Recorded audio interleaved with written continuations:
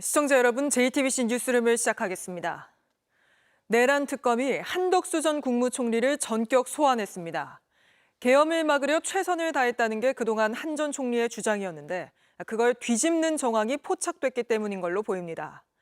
실제 저희 취재 결과 한 전 총리는 계엄 직후 총리실 참모에게 찬성한 국무위원이 없어도 계엄 선포에 문제가 없는지 계엄의 적법성을 확인시켰고 국회가 계엄 해제 요구안을 가결시킨 뒤에는 그 요구를 곧바로 따라야 하는지도 파악해본 걸로 확인됐습니다. 내란에 동조했거나 최소 방조한 게 아니냐 논란을 피할 수 없는 행적입니다. 바로 한 전 총리를 조사 중인 특검으로 가보죠. 자, 조혜연 기자. 한덕수 전 총리는 지금도 계속 조사를 받고 있습니까? 네, 한 전 총리는 오전 10시부터 특검에 나와서 지금 8시간 넘게 조사를 받고 있습니다. 한 전 총리는 이미 경찰 단계에서부터 내란에 동조 혹은 방조했다는 혐의로 피의자로 입건돼서 조사를 받아왔습니다. 또 비상계엄을 정당화하기 위해 사후에 만들어진 비상계엄 선포문에 부서, 그러니까 서명까지 했다가 이를 다시 폐기해달라고 요청한 사실도 수사 대상입니다.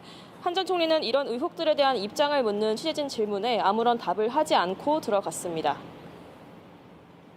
네, 그런데 계엄 선포 전 국무회의에 참석하지 않은 다른 국무위원들도 출석해 조사를 받고 있다고요?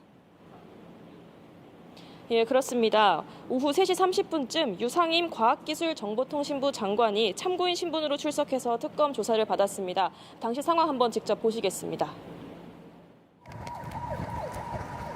예, 장관님, 그때 당시에 국무회의 참석하셨을까요? 아니요, 못했어요. 안 했는데 근데 오늘 특검 왜 출석하시는 건가요? 참고인으로 불러서 그냥 가는 겁니다. 네, 마찬가지로 계엄 선포 전 국무회의에 참여하지 못했던 안덕근 산업통상자원부 장관도 오전부터 나와서 조사를 받고 있습니다. 네, 이렇게 회의에 없었던 국무위원들도 조사하는 이유는 뭡니까?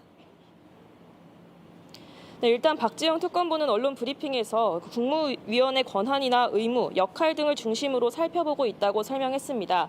JTBC 취재 결과 특검은 국무회의에 참석하지 못한 국무위원들이 이 계엄에 대한 의견을 개진할 기회를 좀 침해당했다고 보고 이 역시 윤석열 전 대통령의 직권남용 혐의에 해당할 수 있는지를 좀 확인하고 있는 것으로 파악됐습니다.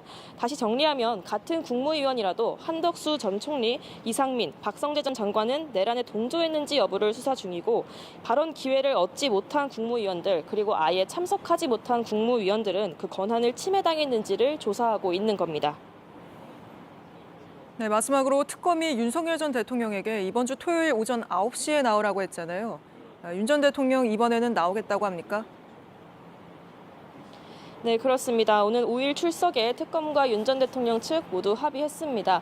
다만 출석 시간을 두고 윤 전 대통령 측에서 10시 출석으로 좀 1시간만 미뤄달라 이렇게 요청을 했다가 특검에서 9시 출석으로 다시 못 박자 알겠다고 하면서도 10분에서 20분 정도는 늦을 수 있다는 애매한 여지를 남겼습니다. 지금까지 서울고검 내란특검 사무실에서 JTBC 조혜연입니다.